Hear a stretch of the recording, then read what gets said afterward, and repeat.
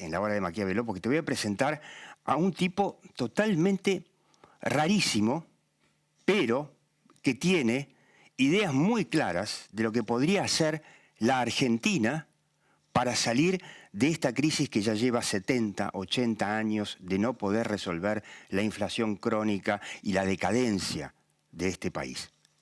5 segundos.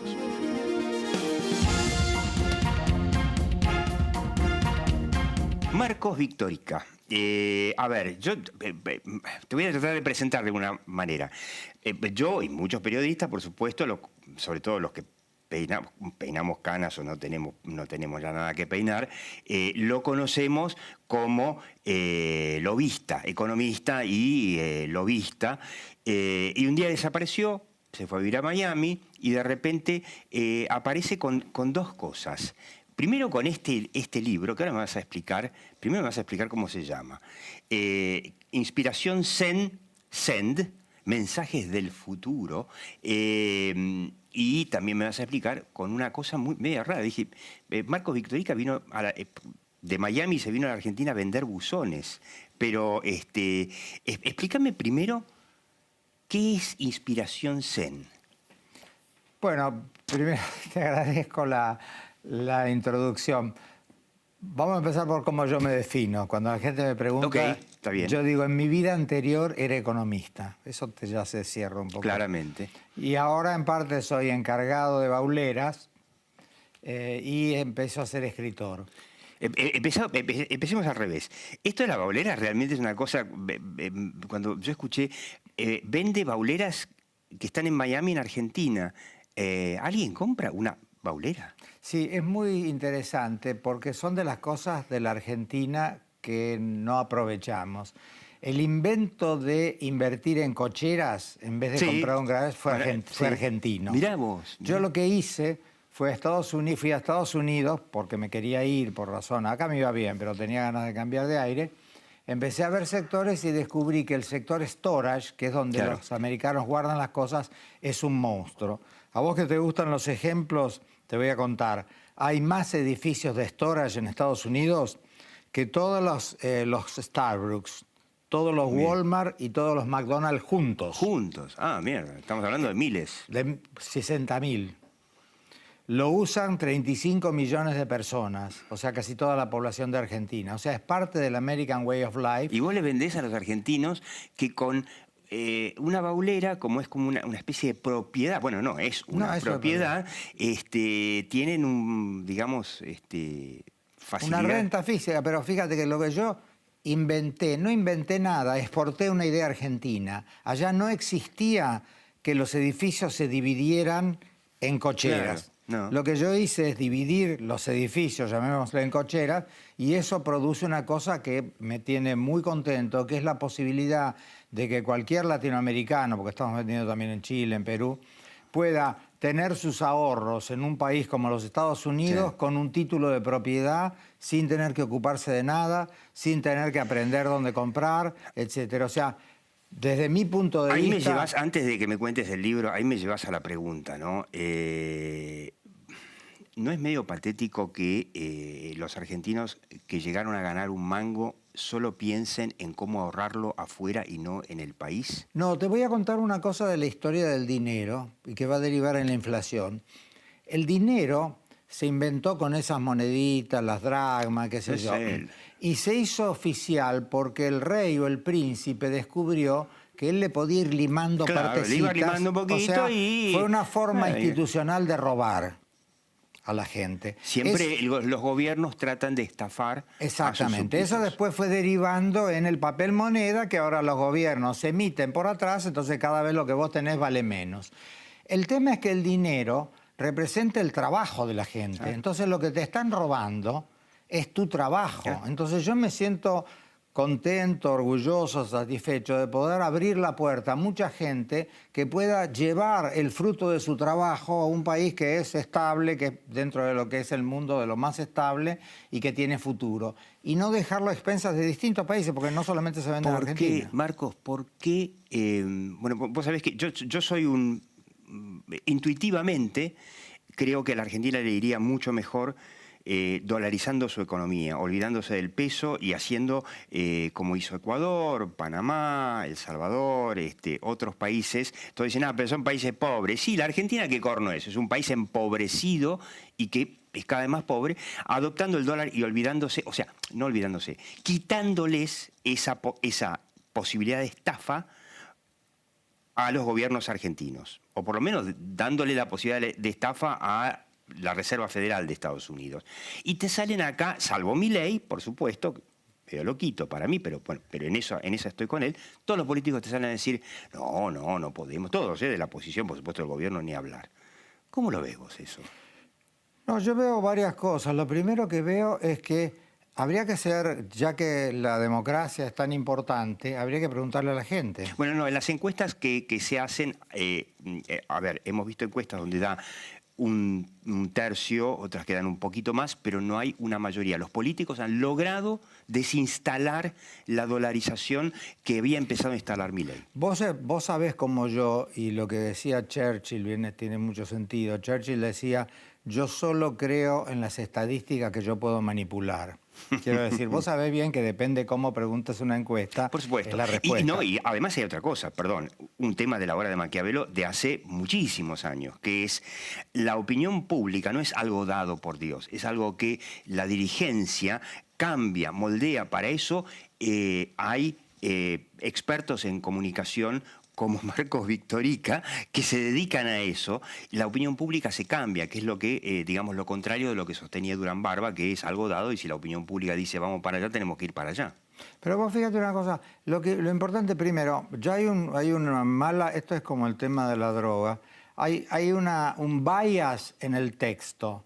La pregunta no es dolarizar o no, porque ahí entra el fantasma de la CIA y las cosas raras, es una moneda estable. Y después que le preguntan a la gente, ¿qué preferís? ¿Yenes, euros? Ahora, que le expliquen que ni bien vos tengas una moneda estable, pasás a comprarte un auto a 5 años, un departamento a 30 años, una máquina para tu empresa a 10 años, con una tasa de interés que es una cuarta o una quinta parte de lo de hoy, y que la economía en conjunto pasa a tener un costo de acceso al capital que va a ser una cuarta o una quinta parte de lo de hoy. Ahora después te vienen y te dicen, bueno, pero vos fíjate, en la pandemia todos imprimieron y si no hubiésemos tenido el maravilloso peso, no habríamos podido imprimir los IFES y todo esto que se imprimió, que después, por supuesto, que terminó en inflación, aquí y en todos lados, ¿no? No, está bien, pero vos fíjate, en los últimos 60, 70 años Argentina debe ser de los 5 o 6 países con más inflación en el mundo y es de los 5 o 6 más decadentes. O sea, claramente la correlación entre inflación y pobreza de la población es 1 a 1. Entonces, este argumento de que yo puedo imprimir y entonces me va a ir mejor, la verdad, y cuando vos agarrás los ciclos, las crisis económicas, porque otra cosa que te dicen, no quiero meterme mucho más en el tema, es que si vos tenés tu moneda, capeás la crisis distinto. Agarrás la curva de las crisis en Argentina respecto a Estados Unidos, y acá hace así. Todo para abajo, todo para abajo. Es mucho más fuerte la crisis. Cada crisis es un bajo, si se quiere, un aumento de pobreza de la Argentina. No solamente eso, sino que la violencia de la crisis en un país sin estabilidad monetaria es muchísimo más fuerte que si estás atado a otra moneda. ¿Vos le recomendarías al gobierno, no, porque ya está, no hay nada que recomendarle, pero a la oposición, que revea ese rechazo a la verdad? Yo creo que lo que hay que tratar de primero es entender los fundamentals. Los fundamentals, y están en el libro 4 o 5 cuentos al respecto. Hay un cuento que está figurado, pero me tocó a mí. Nosotros fuimos en los años 80 a Taiwán, invitados. El representante de Argentina era yo. El representante de México era Vicente Fox. Mirá vos, que fue presidente en el 2000. Fue presidente. Cuando llegamos a la entrevista, el jefe de gabinete taiwanés nos dice, hoy tuve un éxito político increíble. ¿Qué le dijimos? Logré que el presupuesto de educación entre en la partida de inversiones del Estado. Cuando el tipo dice eso, no hables más, andate. Bueno. Después nos dijo, todos los que se gradúan en la Universidad de Taipei, que era la de élite, tienen beca para ir a estudiar afuera. Nosotros le preguntamos, ¿cómo se asegura que vuelven? ¿Cuál fue la respuesta del chino? Es libre. Más o menos un 40% vuelven, pero que los que nos interesan son los que se quedan afuera. Ajá. O sea, es un pensamiento estratégico. Bueno, hoy Taiwán es un país rico, vamos a los números. Próspero. En el año 60, Taiwán tenía $150 per cápita de ingreso, Argentina 1.500. Hoy Taiwán tiene 30.000 y Argentina 7.000. Quiero decir, Taiwán aumentó por 200 veces, Argentina por 6. ¿Cómo se llama esto? Educación. Nada más. Lo mismo cuando hablan de la ayuda a la gente, llamados planes de trabajar, qué sé yo. El problema no es ayudar a la gente que necesita, que hay que ayudarla. El problema es robarle la dignidad. La persona que se acostumbra a no trabajar pierde la dignidad. El hombre sin dignidad no tiene alma. Los países sin alma no existen. Vos fíjate, en el siglo XIX, la inmigración que venía acá o a Estados Unidos no venía porque distribuían planes trabajar, claro. Venía porque eran dos países con alma de crecimiento. No, además, la gente a principios del siglo pasado decía, che, Argentina, Estados Unidos, era más o menos la misma cosa. Pero porque había un espíritu. Vos fíjate, otra cosa que está puesta en otro cuento del libro se llama El planeta desalmado, o sea, que perdió el alma. Vos fíjate, los países que no tienen símbolos. Fíjate que también está ahí un cuento sobre Maradona, pobre, una vez que se murió. A Maradona se tuvo que cargar en sus espaldas ser la única razón de alegría del pueblo argentino. Es muy fuerte. Acá no se festeja más el carnaval, no se festeja más el Año Nuevo, no se festeja... Lo que tenés son feriados. La gente sabe que no trabaja. Ahora, ¿por qué no trabaja? No sabe. No hay banderas, los chicos no van al colegio con guardapolvo. Todo eso son símbolos. Eso es lo que diferencia al ser humano del mono. Y eso es lo que hace que los países crezcan. Fíjate que todos esos países, Taiwán, Singapur, mi hijo vive en Singapur, Corea, los que quieras, son unas islitas que no tienen un recurso natural. Claro. Es solamente educación y disciplina. Japón y es un país de pura piedra, pero de gente que estudia y trabaja. Punto. Estudiar y trabajar. Y gana de progresar. Ahora, eso no tiene nada que ver... Sí, digamos, si fuera parafraseando a Clinton, yo diría...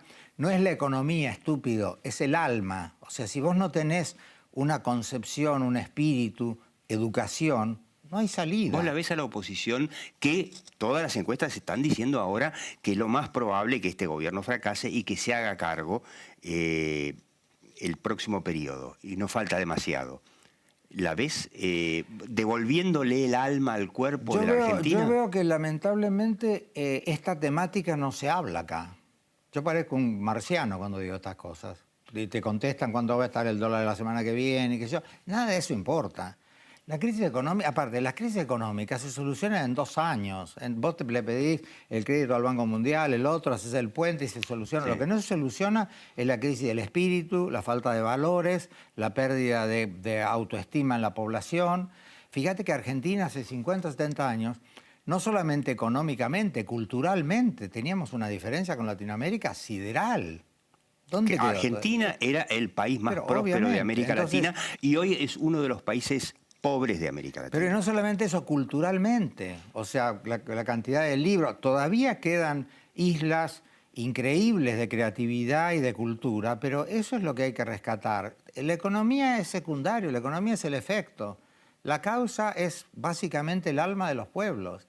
Y de hecho, también está puesto en algún cuento por ahí, si vos en algún momento lográs que haya un líder y un grupito que cambie, se puede cambiar. ¿La ves a la oposición? Yo no sé, yo no tengo información, estoy en el día a día con decirte qué piensa cada uno. Sé que vos estás de visita en Argentina, pero hay 2 propuestas, habrás escuchado.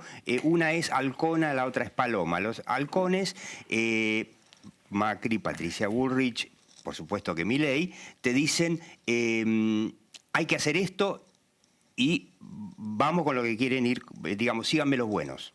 Y la propuesta de Rodríguez Larreta, que todavía no nos mostró el plan económico, increíblemente, pero es tanto lo que hay que hacer, falta decir qué, es tanto lo que hay que hacer, que se necesita un consenso mucho más amplio. Él habla de un 70% de la dirigencia argentina, incluye seguramente que además de la política, un poco más que la política solamente.